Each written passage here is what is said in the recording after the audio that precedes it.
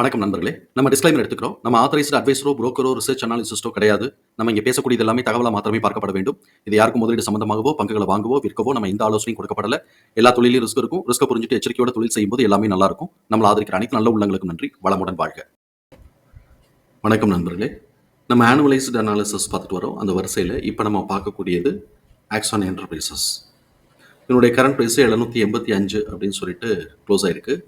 இப்போ இவனுடைய key statistics valuation பார்ப்போம். அப்படியே நம்ம ஸ்டோரியும் பார்த்துக்கலாம். இப்போ இவனுடைய ஸ்டாட்டிஸ்டிக்ஸில் வந்து பார்த்தோம், கீ ஸ்டாட்டிஸ்டிக்ஸில் வேல்யூஷன் ரேஷியோ பார்க்கும்போது பிஇ 192 இருக்குது. இது நம்மளை பொறுத்த வரைக்கும் ரொம்ப எக்ஸ்பென்சிவ். இது இவ்வளோ தூரம் எக்ஸ்பென்சிவ்க்கு என்ன இருக்குது அப்படின்னு சொல்லி இவனுடைய ப்ராடக்ட்ஸ்லாம் நம்ம போய் பார்த்தேன். இவனுடைய ப்ராடக்ட்ஸ் பார்க்கும்போது அது க்ளோஸ் பண்ணிட்டே இருக்கு. இவனுடைய ப்ராடக்ட்ஸை பார்க்கும்போது நமக்கு வந்து இவனுக்கு அந்த செல்ஃப் டிஃபென்ஸுக்கு உண்டான tools, electrical tools, electronic tools, அப்புறம் முக்கியமாக ட்ரோன் இருக்குது. ஸோ இப்போ இந்த ட்ரோன் இருக்கக்கூடிய கம்பெனிஸ் எல்லாமே வந்து அது வாட்டு ட்ரோன் மிசைல்ஸ் அப்படின்னு சொன்னால் அது வாட்டு ஏறிக்கிட்டே இருக்குது. இப்போ இது ஒரு பெரிய டிஃபென்ஸ்குள்ளே இருக்கிறதுல பெரிய அலையாக இருக்குது. ஸோ இப்போ இந்த அலை முடிஞ்சிருச்சு அப்படின்னு சொன்னாக்க இபிஎஸ் உடைய டிடிஎம் லெவல் எப்போ ஸ்டாக்னேட் ஆகுதோ இந்த மாதிரி ஹை வேல்யூஷன் ஸ்டாக்ஸ்லாம் ரொம்ப சீக்கிரமாகவும் சரி நிறையவும் பெரிய லெவல்லையும் ஒரு கரெக்ஷன் எடுக்கும். அதனால ரொம்ப கேர்ஃபுல்லாக நம்ம எடுக்கணும்.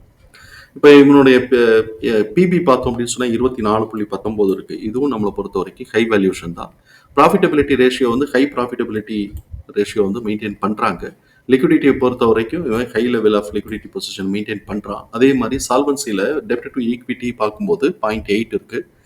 நம்ம வந்து தியரிட்டிக்கல் லிமிட்டாக 0.5 அப்படின்னு வச்சுருப்போம். அதுக்கு மேலே லெஸ் தென் 1, அதாவது அப் டு 1 வரைக்கும் நம்ம வந்து டாலரன்ஸ்னு சொல்லுவோம். ஸோ இப்போ இந்த இடத்துல இவன் டாலரன்ஸில் தான் இருக்கிறான். இந்த அளவுக்கு இவனுக்கு சேஃப் இருக்குது. அப்போ இவன் இந்த நம்ம கொஞ்சம் கேர்ஃபுல்லாக இருந்துக்கணும். ஏன்னா இந்த ட்ரோன், அதுக்கப்புறம் அந்த டிஃபென்ஸுக்கு உண்டான அந்த மிசைல்ஸ், இதெல்லாம் வந்து ஒரு பெரிய அலையாக ஓடிக்கிட்டு இருக்கு. அதே மாதிரி தான் ஷிப் பில்டிங், அப்புறம் வந்து ஏரோப்ளேன், ஃபைட்டர் ஜெட், அதெல்லாம் வந்து மேனுஃபேக்சரிங் பண்ணுறதெல்லாம் இப்போ வந்து ஒரு அலையாக ஓடிக்கிட்டு இருக்கு.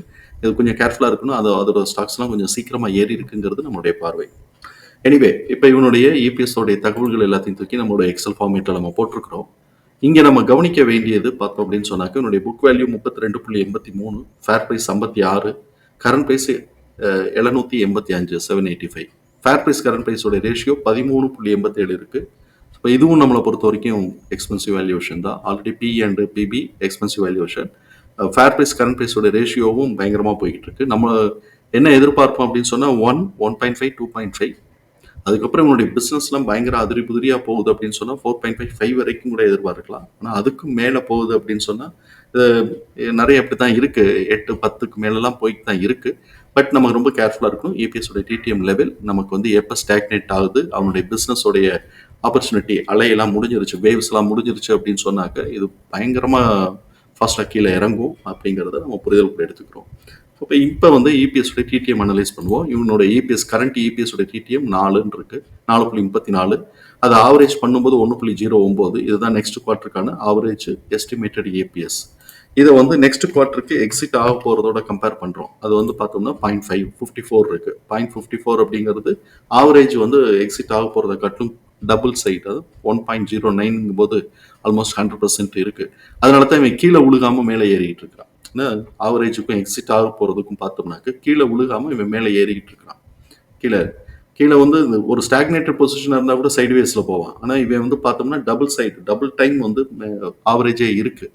இந்த ஆவரேஜை டபுள் டைம் வந்து இருக்கக்கூடிய இந்த ஆவரேஜை இவன் மீட் அவுட் பண்ணிட்டான் அப்படின்னு சொன்னோம்னா அடுத்த ஒரு ஸ்டெப் அப் மேலே போகிறதுக்கான வாய்ப்பு இருக்கும். மீட் அவுட் பண்ணலை, கீழே வந்து குறைஞ்சிருச்சு அப்படின்னு சொன்னோம்னாக்க கொஞ்சம் பெரிய லெவலில் கரெக்ஷன் இருக்குங்கிறத நம்ம வந்து புரிதலுக்குள்ள எடுத்துக்கிறோம். நார்மல் ட்ரேடிங் பிஹேவியரில் இவனுடைய ப்ரைஸ் ரேஞ்சுங்கிறது புல்லிஷ் ட்ரெண்டாக இருந்தால் 80 ரூபாயிலிருந்து 113, 80 to 113 தான் நம்ம எதிர்பார்க்கலாம்.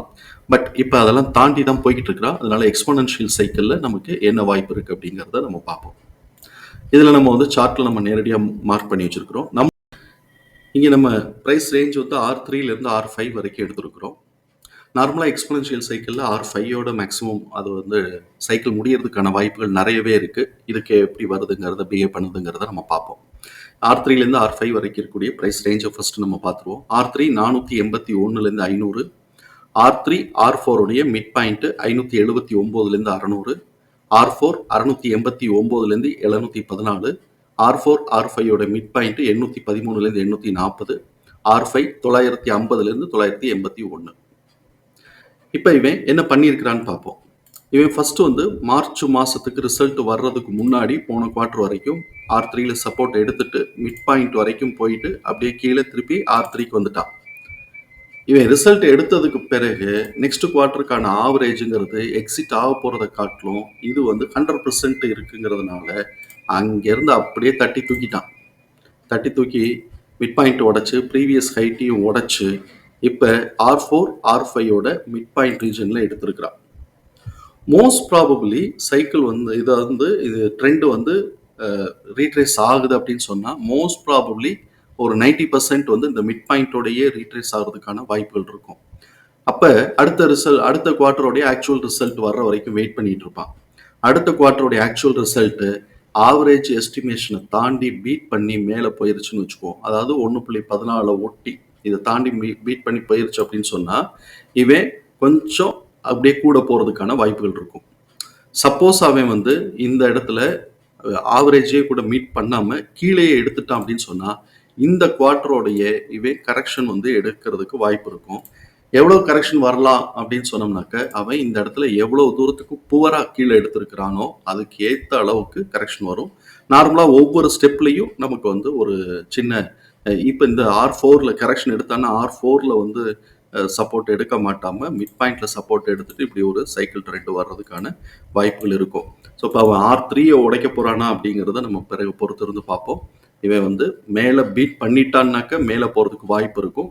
எஸ்டிமேஷனை பீட் பண்ணலை அப்படின்னு சொன்னாக்க கொஞ்சம் கரெக்ஷன் பெருசாகவே இருக்குங்கிறத நம்ம வந்து கவனத்தில் எடுத்துக்குவோம். அநேகமாக தகவல் பயனுள்ளதாக இருக்கும் நம்புகிறேன். தகவல் பயனுள்ளதாக இருந்ததுன்னா சங்கருக்கு ரொம்ப சந்தோஷம். நம்மளை ஆதரிக்கிற அனைத்து நல்ல உள்ளங்களுக்கும் நன்றி. வளமுடன் வாழ்க. நன்றி நண்பர்களே.